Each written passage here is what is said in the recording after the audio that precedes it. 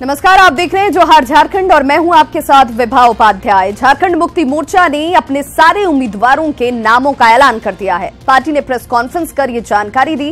JMM Jharkhand के अलावा बिहार और बंगाल और उड़ीसा में भी चुनाव लड़ रही है और सभी सीटों के उम्मीदवारों के नामों की घोषणा भी कर दी गई। झारखंड महागठबंधन में कांग्रेस की 3 सीटों के ऐलान के बाद जेएमएम ने भी अपने पत्ते खोल दिए। जेएमएम ने महागठबंधन के तहत मिली 4 सीटों पर दुमका से गुरुजी यानी शिबू सोरेन को उतारा है, तो वहीं जमशेदपुर से चंपई सोरेन को टिकट दिया गया है। राजमहल में विजय हांसदा जेएमएम प्रत्याशी होंगे, तो वहीं गिरिडीह से पार्टी ने जगन्नाथ महतो को अपना उम्मीदवार बनाया है। और वो 4 लोकसभा सीटें हैं। अभी जैसा कि सुप्रियो जी ने भी बताया, दुमका, जमशेदपुर, गिरिडीह और राजमहल। दुमका से जो हमारे प्रत्याशी हैं श्री शिबू सोरेन जी गुरुजी, जमशेदपुर से जो पार्टी के प्रत्याशी हैं उनका नाम है श्री चंपई सोरेन जी। उसी तरह से गिरिडीह से जो पार्टी के प्रत्याशी हैं श्री जगन्नाथ महतो जी, और राजमहल से विजय हांसदा जी। और ये सभी प्रत्याशी महागठबंधन के प्रत्याशी होंगे और इस राज्य में हम लोग महागठबंधन के तहत चुनाव लड़ रहे हैं। झारखंड के अलावा जेएमएम उड़ीसा, बिहार और बंगाल में भी चुनाव लड़ेगा। पार्टी ने अपनी सभी सीटों पर उम्मीदवारों के नामों का भी ऐलान कर दिया है। उड़ीसा में मयूरभंज से जेएमएम की प्रत्याशी अंजलि सोरेन होंगी, तो वहीं बिहार के कटिहार से जावेद हसन, पूर्णिया से श्री मंजू मुर्मू, किशनगंज से सुकल मुर्मू और बांका से राजकिशोर उर्फ पप्पू यादव को पार्टी ने टिकट दिया है। साथ ही जेएमएम ने बंगाल में 10 सीटों पर चुनाव लड़ने का ऐलान किया है। सभी प्रत्याशियों के नामों का ऐलान भी कर दिया गया है। अब मैं बिहार में झारखंड मुक्ति मोर्चा वहां पर स्वतंत्र रूप से चुनाव लड़ रही है और 4 लोकसभा सीटों पर हम बिहार में चुनाव लड़ रहे हैं। वो सीटें हैं कटिहार, पूर्णिया, किशनगंज और बांका। उड़ीसा राज्य के 1 लोकसभा क्षेत्र से हम लोग चुनाव लड़ेंगे और वो क्षेत्र है मयूरभंज लोकसभा क्षेत्र। वहां से हमारी पार्टी की प्रत्याशी होंगे श्रीमती अंजलि सोरेन। कुल मिलाकर झारखंड मुक्ति मोर्चा 4 राज्यों में कुल 19 सीटों पर जोर आजमाइश कर रही है। झारखंड में जहां पार्टी का सबसे ज्यादा जनाधार है, वहां वो कांग्रेस और जेवीएम के साथ गठबंधन में है, जबकि बिहार, बंगाल और उड़ीसा में पार्टी अकेले फाइट कर रही है। रांची से न्यूज़ 18 के लिए ओम प्रकाश की रिपोर्ट। तो झारखंड की 3 सीटों पर कांग्रेस प्रत्याशियों के नामों का ऐलान कर दिया गया है। रांची से सुबोधकांत सहाय को कांग्रेस उम्मीदवार बनाया गया, जबकि सिंहभूम सीट से प्रदेश बीजेपी अध्यक्ष लक्ष्मण खिलवा को टक्कर देने के लिए पूर्व सीएम मधु कोड़ा की विधायक पत्नी गीता कोड़ा को चुनावी मैदान में उतारा गया है। जबकि लोहरदगा में केंद्रीय राज्य मंत्री सुदर्शन भगत के मुकाबले के लिए प्रदेश कांग्रेस के पूर्व अध्यक्ष सुखदेव भगत को उम्मीदवार बनाया गया है। हालांकि कांग्रेस की ओर से अभी भी 4 उम्मीदवारों के नामों का ऐलान होना बाकी है। इनमें पहले चरण की चतरा जैसी सीट भी शामिल है।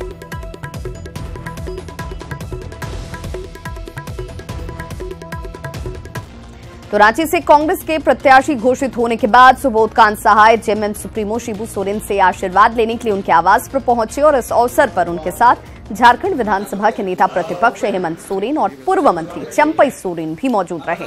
कल रात में सुबोधकांत सहाय को रांची से कांग्रेस की तरफ से प्रत्याशी घोषित किया गया। लड़ाई के मैदान में जाने का मुबारकबाद है।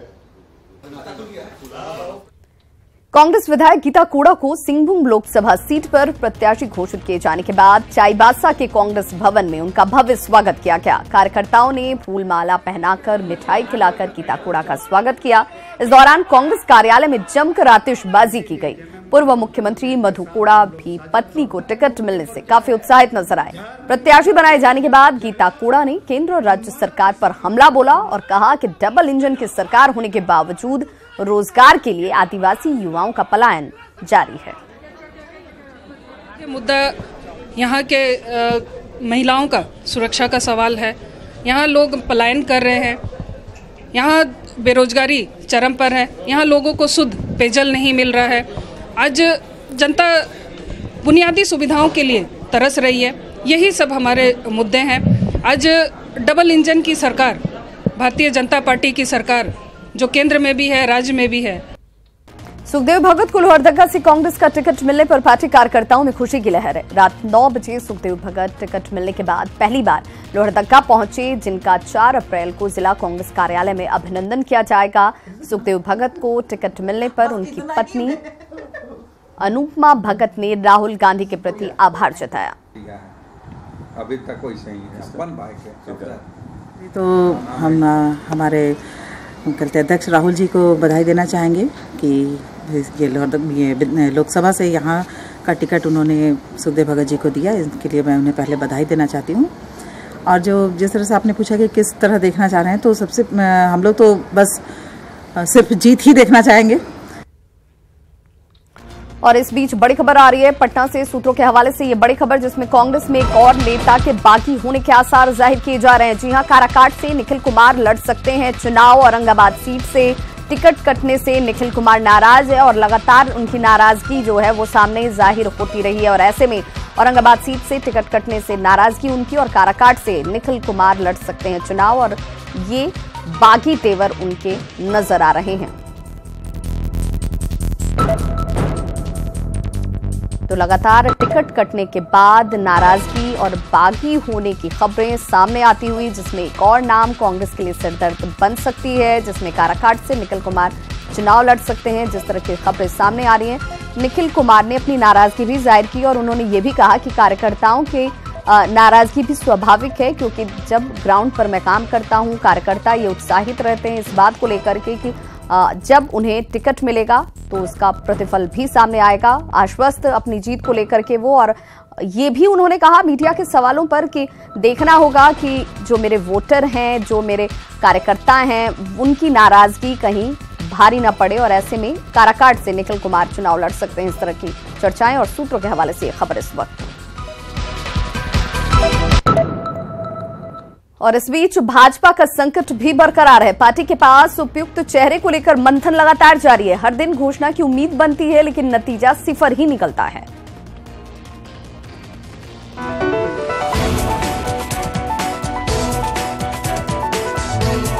लोकसभा चुनावों में बीजेपी की ऐसी स्थिति पहले कभी नहीं थी कि उम्मीदवारों के नामों का ऐलान इस कदर लटक जाए।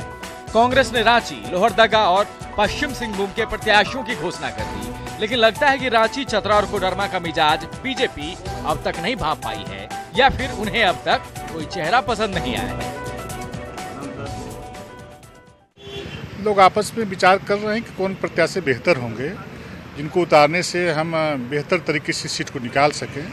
इस दिशा में लोग विचार कर रहे हैं। आदित्य साहू का नाम भी टिकट दावेदारों में है। ऐसे में उनके बयान से यही लगता है कि नामों को लेकर अब तक सस्पेंस बना है। चतरा की सीट पेचीदगी भरी है। महागठबंधन के प्रत्याशी के लिहाज से ही पार्टी यहां उम्मीदवार उतारना चाहती है, जबकि रेस में सुनील सिंह और गिरिनाथ सिंह का नाम है, लेकिन प्रदेश स्तर पर कोई भी कुछ बोलने से बच रहा है। देखिए, इसमें जो हमारे वरिष्ठ हैं संगठन के, वो लोग चिंतन मनन कर रहे हैं।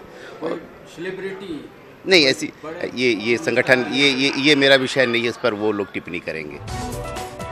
फिलहाल सबकी निगाहें दिल्ली दरबार की ओर है।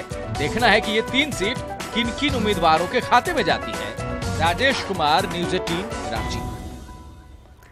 झारखंड के मुख्यमंत्री रघुवर दास आज राउरकेला के सुंदरगढ़ में बीजेपी प्रत्याशी के लिए वोट मांगने पहुंचे। इस दौरान उन्होंने बानई और बेरा मित्रपुर संसदीय क्षेत्र में पार्टी प्रत्याशी के पक्ष में प्रचार किया। सीएम ने लोगों से अपील की। उन्हें संबोधित करते हुए झारखंड सरकार ने विकास के कितने काम किए हैं, इस बात की जानकारी उन्हें दी, और ये भी कहा कि डबल इंजन की सरकार बनाने के लिए बीजेपी की सरकार बनाएं और बीजेपी प्रत्याशी को ही वोट दें।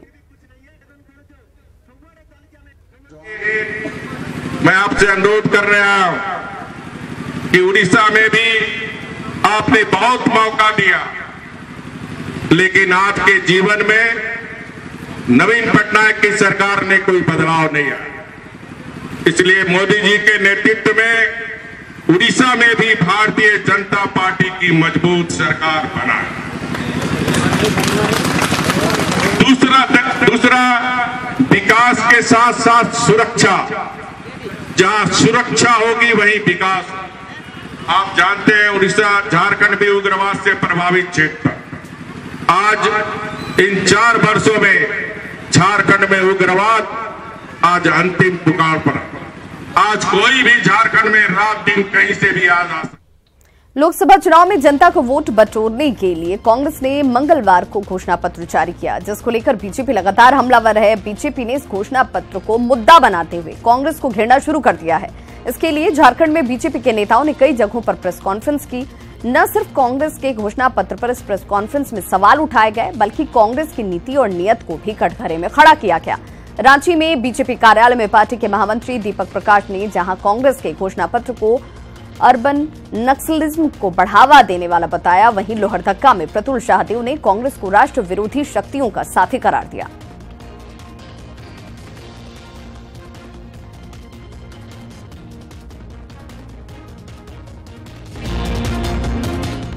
कांग्रेस के द्वारा जिस प्रकार का चुनावी घोषणा पत्र कल दिल्ली में जारी हुआ है, वह सच में बात को साबित करता है कि वो घोषणा पत्र देश के हित में नहीं, समाज के हित में नहीं, और कई ऐसी बातों का उल्लेख किया गया है जिससे स्पष्ट होता है कि राष्ट्र विरोधी शक्तियों के साथ कांग्रेस का हाथ। लेकिन अगर आप देशद्रोह के कानून को सिविल नेचर का कर देंगे या उसे बिल्कुल पूरे तरीके से हटा देंगे, तो हम ये मानते हैं कि बहुत ही खराब टेस्ट में लिया गया निर्णय है। कांग्रेस हमें तो ऐसा लगता है कि चाहती है कि देश में भारत माता की जय के नारे नहीं लगे, भारत तेरे टुकड़े टुकड़े हो, यही नारा वो लगवाना चाहती है। क्योंकि जैसे ही आप देशद्रोह के प्रोविजन को खत्म करेंगे, तो जो देशद्रोही नारे लगाने वाले हैं, देशद्रोह करने वाले लोग हैं, उनको आप बल देने का काम कर रहे हैं। धनबाद से बीजेपी के सांसद लोकसभा चुनाव के प्रत्याशी पीएन सिंह ने महागठबंधन और कांग्रेस पर जमकर निशाना साधा है। उन्होंने कांग्रेस पर सीधा आरोप लगाया कि कांग्रेस को एक भी योग्य उम्मीदवार नहीं मिल रहा जो पीएन सिंह के सामने टिक सके। वहीं खुद बीजेपी में भीतरघात और पूर्व सांसद रीता वर्मा के बगावती तेवर पर पीएन सिंह ने कुछ भी बोलने से मना कर दिया। हालांकि सिंह मेंशन के छोटे राजकुमार सिद्धार्थ गौतम की ओर से पीएन सिंह की वोट में सेंधमारी की कोशिश को वे कोई महत्व नहीं दे रहे। पीएन सिंह का दावा है कि झरिया विधायक संजीव सिंह ने उन्हें पूरा सहयोग का आश्वासन दिया है। कुछ कृति कर पाएंगे धनबाद के लिए, क्योंकि अभी तक उनका जो चेहरा है, सेलिब्रिटी रहे हैं, क्रिकेटर रहे हैं, वो दरभंगा से सांसद रहे हैं। धनबाद में क्या गुल खिला पाएंगे? वो तो वही बतलाएंगे कि धनबाद में पहले कब धनबाद को देखा, कब धनबाद के लोगों को समझा, धनबाद के लोगों से कितना संपर्क रहा, धनबाद के लोगों के सुख दुख में कितना काम किए, ये तो उनका विषय है और इसका जवाब वही देंगे। मैं यही जानता हूं कि यहाँ पर कांग्रेस के किसी उम्मीदवार से नहीं लड़ाई, बल्कि कांग्रेस से लड़ाई है। अपने ही पार्टी के लोग आगे उगल रहे हैं, उनसे कैसे निपटेंगे? पूर्व सांसद रीता वर्मा का बयान आपने सुना ही होगा। रीता वर्मा जी बड़े नेता हैं, उन पर कोई प्रतिक्रिया मैं नहीं दूंगा। वह जब एमपी थी, मैं एमएलए था, क्योंकि पहले एमपी हुई थी, उसके बाद मैं एमएलए हुआ था, इसलिए मैं उचित नहीं समझता हूं कि उनकी किसी बातों पर मैं प्रतिक्रिया व्यक्त करूं। लेकिन वो जो बयान दी कि मोदी जरूरी है और पीएन मजबूरी है, इसे इत्तेफाक कितना रखते हैं आप? यह समझ के परे की चीज़ है कि पीएन अगर जरूरी नहीं होगा, पीएन सिंह जीतेगा नहीं, तो नरेंद्र मोदी जी जरूरी कैसे रह जाएंगे? उनके यह तो नरेंद्र मोदी जी को नहीं प्रधानमंत्री बनाना हो तो पीएन मजबूरी हो सकते हैं। लोहरदगा के बीजेपी उम्मीदवार सुदर्शन भगत कल तीसरी बार नामांकन पत्र दाखिल करेंगे। इस मौके पर पालकोट रोड से जिला निर्वाचन अधिकारी के कार्यालय तक बीजेपी कार्यकर्ताओं का विशाल जुलूस निकलेगा। नामांकन के दौरान सीएम रघुवर दास और प्रदेश बीजेपी प्रभारी मंगल पांडे भी मौजूद रहेंगे। नामांकन के बाद चुनावी सभा का भी आयोजन किया जाएगा। 5,000 कार्यकर्ताओं के साथ भारतीय जनता पार्टी के प्रत्याशी श्री सुदर्शन भगत जी नामांकन करेंगे। ये नामांकन का जो कार्यक्रम है ये पालकोट रोड से 10:30 बजे कार्यकर्ताओं के साथ वो निकलेंगे और 12:30 बजे जिला निर्वाचन पदाधिकारी के यहाँ नामांकन दाखिला करेंगे।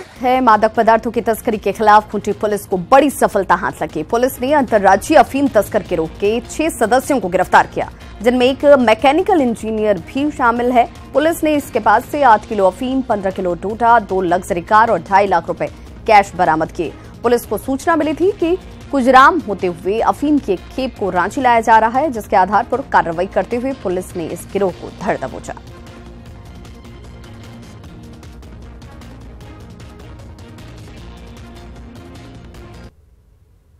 और 2 अलग अलग इंसिडेंट्स में कुल मिलाकर करके 6 लोगों को पकड़ा गया है, जिसमें से 3 लोग जो हैं सो चतरा के हैं।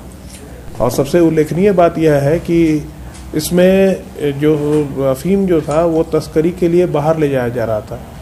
एक में अफीम को तस्करी के लिए खूंटी से उड़ीसा ले जाया जा रहा था, जबकि दूसरे में चतरा से तस्कर आए थे इसे दूसरी जगह ले जाने के लिए। दोनों ही मामलों में गाड़ियां पकड़ी गई हैं, कार हैं, 2 कार को पकड़ा गया है। इसके अतिरिक्त कुल मिलाकर करके लगभग 8 केजी अफीम है और 2.5 लाख रुपए जो इन तस्करों के पास से प्राप्त हुए हैं, जो खरीदने के लिए और भी आए हुए थे।